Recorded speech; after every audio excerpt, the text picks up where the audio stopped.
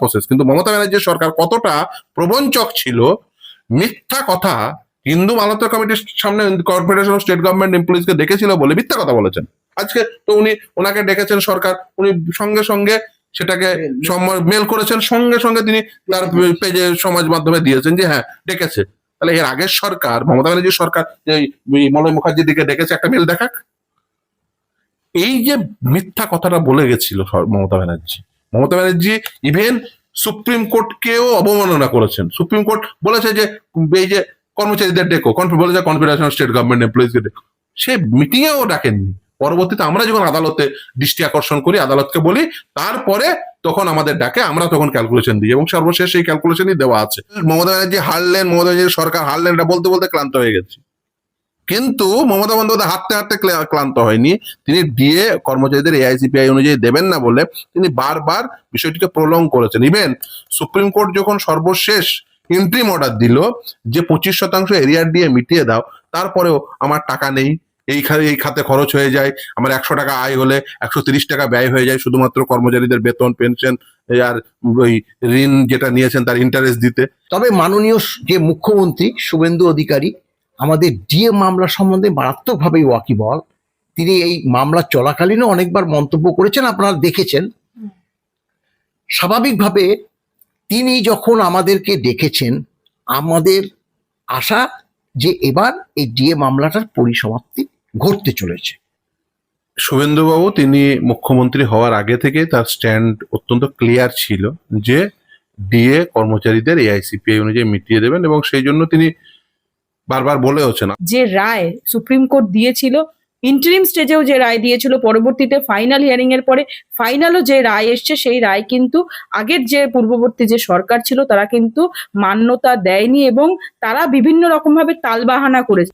যে উদ্যোগ, নতুন সরকারের যে উদ্যোগ, সেটাকে আমরা নিশ্চিতভাবে পজিটিভ ভাবেই দেখবো, এবং সেটা আশা করব তার রেজাল্টও পজিটিভই আসবে, এবং তার রেজাল্ট এই যে রায় যে মান্যতা দেওয়া, সেটা কিভাবে কোন পদ্ধতিতে হবে সেটাই হয়তো খুব তাড়াতাড়ি সরকারি কর্মচারীরা তাদের যে এতদিনের বঞ্চনার যারা শিকার হয়েছে তারা খুব শিগগিরই এই দিয়ে হাতে পাবে। মলয়বাবু সহ অন্যান্য সংগঠনের প্রতিনিধিদের ডেকেছেন।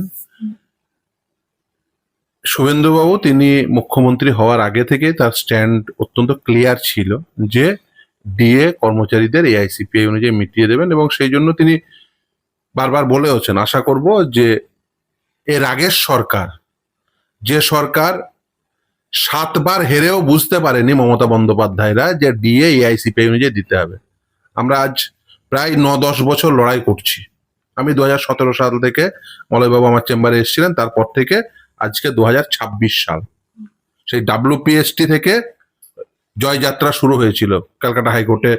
মহামান্য বিচারপতি দেবাশিস করগুপ্ত এবং মহামান্য বিচারপতি শেখর ববি সরাফের বেঞ্চ প্রথম বলল ডিএ হচ্ছে কর্মচারীদের আইনসঙ্গত অধিকার, যে অধিকারকে কোনোভাবেই খর্ব করা যায় না। তার কারণ হচ্ছে ডিএ এআইসিপিআই অনুযায়ী দিতে হবে, সেটা কিন্তু রোপারুল 2009-এ লেখা ছিল।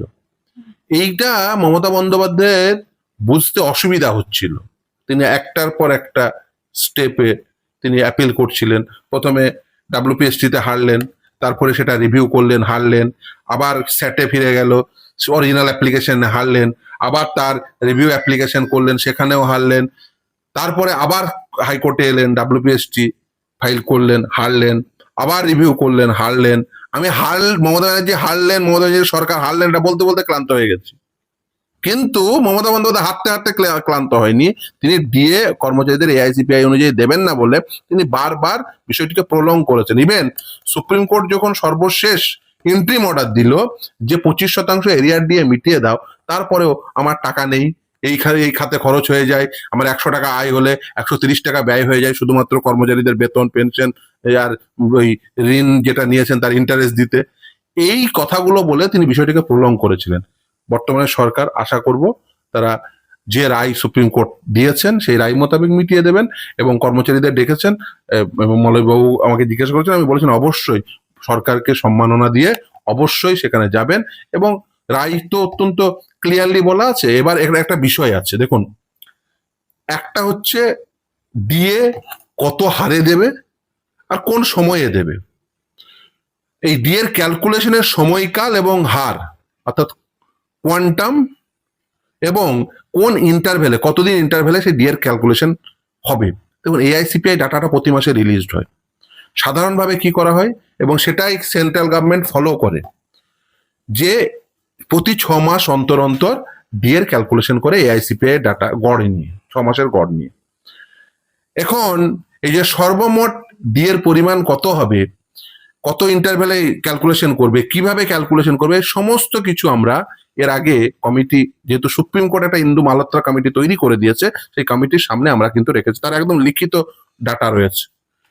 আমরা সরকারকেও একইভাবে সেই ডাটা নিশ্চিতভাবেই দেব এবং সরকারের কাছে আহ্বান থাকবে যে এখন আজকেও মামলাটা রয়েছে, ডিএ মামলাটা, একটা পক্ষ যেহেতু কর্মচারীদের পক্ষ থেকে কর্মচারী পরিষদ, দেবাশিস দাদের সংগঠন, তারা একটা চিঠি সার্কুলেট করেছেন 4 সপ্তাহের সময় চেয়ে, যেহেতু মিটিংটা আছে, ফলে তারা যেহেতু চিঠি সার্কুলেট করেছে অবভিয়াসলি সের জন্য টাইম হবে, সেটাই স্বাভাবিক। কিন্তু আমাদের প্রথম থেকে একই স্ট্যান্ড রয়েছে, যেদিন প্রথম দিনের যা স্ট্যান্ড ছিল ডিএ এআইসিপিআই অনুযায়ী দিতে হবে। আর সুপ্রিম কোর্ট সেই জন্যই এই যাতে কোয়ান্টাম এবং কোন ইন্টারভ্যালে সেটা ক্যালকুলেশন হবে এটা ডিসাইড করার জন্য, কারণ সুপ্রিম কোর্ট বসে বসে তার এই ডিসিশনটা নেবেন না বা ক্যালকুলেশনটা করবেন না, এই জন্য একটা ইন্দু মালহোত্রা কমিটি তৈরি করে দিয়েছেন। এবং সেই কমিটির সামনেও মমতা বন্দ্যোপাধ্যায় সরকার প্রবঞ্চনা করেছিল, এই মলয় মুখোপাধ্যায়দের 2বার ডাকতে বলেছিল, 4th মিটিং এবং 6th মিটিং এ তারা ডাকেনি। মলয়বাবু আপনাকে ইনফর্ম করেছিল, এখানে মলয়বাবু বসে আছে, অথচ তারা সুপ্রিম কোর্টে গিয়ে বলেছে যে না, কনফেডারেশন অফ স্টেট গভর্নমেন্ট এমপ্লয়িজকে ইনফর্ম করা হয়েছে, তারা কোনো ইনফরমেশন দেয়নি। অর্থাৎ সরকার, সুপ্রিম কোর্ট গঠিত এর আগের সরকার, মানে সরকার তো কন্টিনিউয়াস প্রসেস, কিন্তু মমতা ব্যানার্জির সরকার কতটা প্রবঞ্চক ছিল, মিথ্যা কথা হিন্দু মালহোত্রা কমিটির সামনে কনফেডারেশন অফ স্টেট গভর্নমেন্ট এমপ্লয়িজকে ডেকেছিল বলে মিথ্যা কথা বলেছেন। আজকে তো ওনাকে ডেকেছেন সরকার, উনি সঙ্গে সঙ্গে সেটাকে মেল করেছেন, সঙ্গে সঙ্গে তিনি তার পেজে সমাজ মাধ্যমে দিয়েছেন যে হ্যাঁ ডেকেছে। তাহলে এর আগের সরকার, মমতা ব্যানার্জির সরকার, যে মলয় মুখার্জির দিকে ডেকেছে, একটা মেল দেখাক। এই যে মিথ্যা কথাটা বলে গেছিল মমতা ব্যানার্জি ইভেন সুপ্রিম কোর্টকেও অবমাননা করেছেন। সুপ্রিম কোর্ট বলেছে যে এই যে কর্মচারীদের ডেকো, বলেছে কনফেডারেশন অফ স্টেট গভর্নমেন্ট এমপ্লয়িজকে ডেকো, সে মিটিংয়েও ডাকেননি। পরবর্তীতে আমরা যখন আদালতে দৃষ্টি আকর্ষণ করি, আদালতকে বলি, তারপরে তখন আমাদের ডাকে, আমরা তখন ক্যালকুলেশন দিই এবং সর্বশেষ এই ক্যালকুলেশনই দেওয়া আছে। আজকে মামলা আছে, আমরা একেবারে মামলার যে রায় দিয়ে এআইসিপিআই অনুযায়ী দিতে হবে এবং এই ক্যালকুলেশন মেথোডোলজি কি হবে সেটা রোপা রুল 2009 এর রুল 3 অনুযায়ী বলা আছে। আমরা সেই ক্যালকুলেশনও করে দিয়েছি যে এই হচ্ছে ক্যালকুলেশন। এবং শুধু তাই না, আমি একটা সাজেশন দিয়েছিলাম মলয়বাবুকে জিজ্ঞেস করুন, আমি প্রথম সেই সাজেশন ইন্দু মালহোত্রা কমিটির সামনে রেখেছিলাম, কমিটির সদস্যের সামনে, যে একটা ওয়েবসাইট তৈরি করে দেওয়া হোক। এই ওয়েবসাইটে যে একজন কর্মচারী সে ডিএ এআইসিপিআই অনুযায়ী পাচ্ছে কি পাচ্ছে না, সে হয়তো ক্লেম করছে 5 লাখ টাকা, হয়তো এরিয়ার ডিএ, এবং কিন্তু সরকার দিয়েছে হয়তো 3 লাখ টাকা, তাহলে 2 লাখ টাকা ডিফারেন্স হচ্ছে। যে কেন এই 2 লাখ টাকা কম পাচ্ছে সেটা গ্রিভান্স আকারে সে হয়তো দেবে, সেই গ্রিভান্সটা যাতে রিড্রেস হয় সেই জন্য একটা গ্রিভান্স রিড্রেসাল প্ল্যাটফর্ম তৈরি করতে বলেছিল। এবং আশা করি বর্তমান সরকার সেই সমস্ত যা যা সাজেশন আমাদের রয়েছে, সেই সাজেশনগুলো আশা করি অ্যাকসেপ্ট করবে এবং ডিএ এআইসিপিআই অনুযায়ী যেটা সুপ্রিম কোর্টের রায় আছে সেই অনুযায়ী দিয়ে দেবে, এটা এই প্রত্যাশা আছে। এই প্রত্যাশা সমস্ত কর্মচারীদের রয়েছে। এই প্রত্যাশা যেমন ধরুন বিডি অফিসের কর্মী, এসডি অফিসের কর্মী, ডিএম অফিসের কর্মী, শিক্ষক থেকে শুরু করে মিউনিসিপ্যালিটির কর্মী থেকে শুরু করে প্রতিটি, মানে এডেড স্পন্সর্ড সমস্ত ইনস্টিটিউটের কলেজের অধ্যাপক, অধ্যক্ষ, সকলের, সবাই যেতে পাই তাই সেটা আমরা চাই।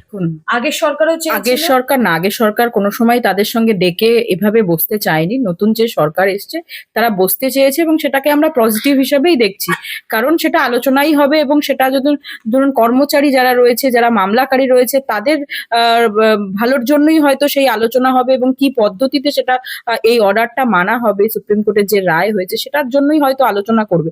সেটা আগামী দিনে আমরা জানতে পারবো এক্স্যাক্টলি কি আলোচনা হলো এবং আলোচনার বিষয়বস্তু এবং তার পরিপ্রেক্ষিতে কি ফলাফল এলো। কিন্তু এই যে একটি উদ্যোগ, এটি কিন্তু আমরা পজিটিভই দেখছি এবং আমরা আশা করব তার থেকে পজিটিভ আউটকামও বেরোবে।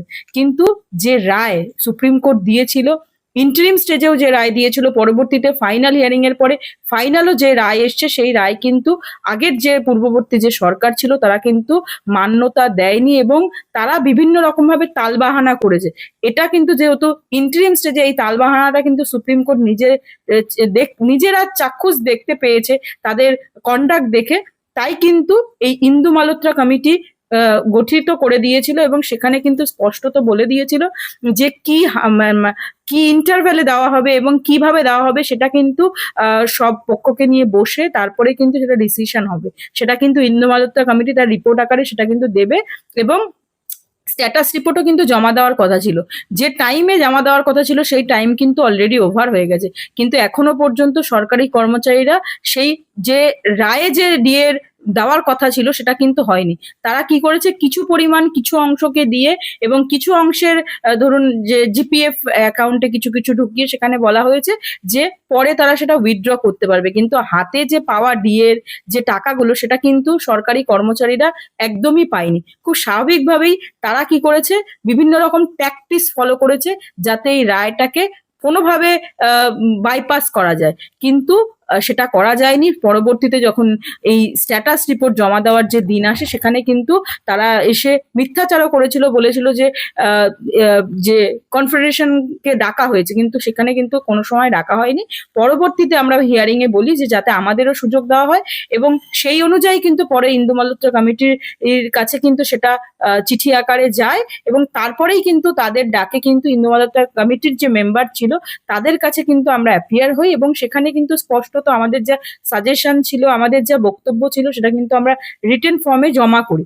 পরবর্তীতে এখনো পর্যন্ত কিন্তু সেই ফাইনাল আউটকাম আসার আগেই কিন্তু বর্তমান সরকারের যে স্ট্যান্ড সেটা পরিবর্তন হয়েছে এবং তার পরবর্তীতেই কিন্তু এই যে উদ্যোগ, নতুন সরকারের যে উদ্যোগ সেটাকে আমরা নিশ্চিতভাবে পজিটিভ ভাবেই দেখবো এবং সেটা আশা করব তার রেজাল্টও পজিটিভই আসবে এবং তার রেজাল্ট এই যে রায় যে মান্যতা দেওয়া সেটা কিভাবে কোন পদ্ধতিতে হবে সেটাই হয়তো খুব তাড়াতাড়ি সরকারি কর্মচারীরা তাদের যে এতদিনের বঞ্চনার যারা শিকার হয়েছে তারা খুব শিগগিরই এই ডিএ হাতে পাবে এবং তারা এই আলোচনার মধ্যে দিয়ে হয়তো কোনো আরো বেটার কিছু উঠে আসবে বলে আমি মনে করি। আজকেই মেলটা পেলাম, 30 তারিখ ছিল, সেটা এক্সটেন্ড করে 1 জুন সোমবার করেছে বিকেল 5টা থেকে নবান্নেতে। আমরা তো খুবই আশাবাদী, কারণ বিগত সরকার, দেখুন আমরা তো বারংবার ট্রাইব্যুনাল বলুন, উচ্চ আদালত বলুন রায় পেয়েছি, এমনকি সর্বোচ্চ আদালতেও দুবার বলতে পারেন। একবার ইন্টারিম রায় পেয়েছি 25% আগে দিন, তারপরে আপনাদের মামলা শুনবো, তারপরে ফাইনালি 5ই ফেব্রুয়ারি 2026 একদম পূর্ণাঙ্গ রায়টা পেয়েছি।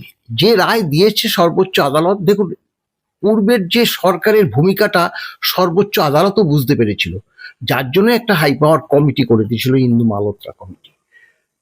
কিন্তু তারা অনেকবারই সরকারের সঙ্গে মানে বসেছে বা কথোপকথন চালিয়েছে, কিন্তু তারপরেও কোনো সদুত্তর আমরা পাইনি। কিন্তু যেহেতু সর্বোচ্চ আদালত তারা রায় দিয়েছে, চিফ সেক্রেটারি, ফিনান্স সেক্রেটারি কন্টেমে পড়ে যাবে, তারা একটা কায়দা করে কিছু শতাংশ যে ডিএ কর্মচারী সমাজের কাছে দিয়েছে এবং তাতে আমরা লক্ষ্য করেছি যারা গ্র্যান্টিনেট তাদের একটা পয়সাও দেয়নি এবং কলকাতা কর্পোরেশন এলাকায় থাকে যে সকল সরকারি কর্মচারী তাদেরও দেয়নি।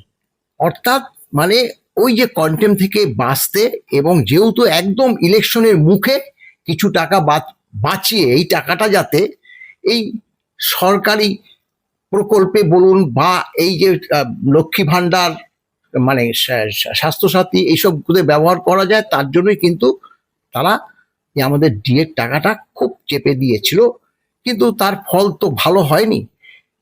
তবে মাননীয় যে মুখ্যমন্ত্রী শুভেন্দু অধিকারী আমাদের ডিএ মামলা সম্বন্ধে মারাত্মকভাবেই ওয়াকিবহাল। তিনি এই মামলা চলাকালীনও অনেকবার মন্তব্য করেছেন, আপনারা দেখেছেন। স্বাভাবিকভাবে তিনি যখন আমাদেরকে ডেকেছেন, আমাদের আশা যে এবার এই ডিএ মামলাটার পরিসমাপ্তি ঘটতে চলেছে। এখন দেখা যাক 30 তারিখে এবং আজকে মামলাটা আছে, আমরা তাই আজকে এসছি। কারণ আজকে আর আমরা সুপ্রিম কোর্টে যাইনি, কারণ সুপ্রিম কোর্টে আমাদের যে মাননীয় সিনিয়র আইনজীবী রৌফ রহিম এবং আমাদের অ্যাডভোকেট রেকর্ড শেখর কুমার আছে, আমাদের এখানে মাননীয় যে আইনজীবী বিকাশ রঞ্জন ভট্টাচার্য, মাননীয় আইনজীবী ফিরদৌস শামীম উপস্থিত থাকবে। আমরাও এসছি আজকে অনলাইনে, যে মানে আজকে শুনানিটা আমাদের অনলাইনেই হবে। আমরা সশরীরে যাইনি, আমাদের তো আইনজীবী আছেই সুপ্রিম কোর্টে, তাদেরকেও নির্দেশ দিয়ে দেওয়া হয়েছে কি বলা হবে না হবে। এখন দেখা যাক কি হয়।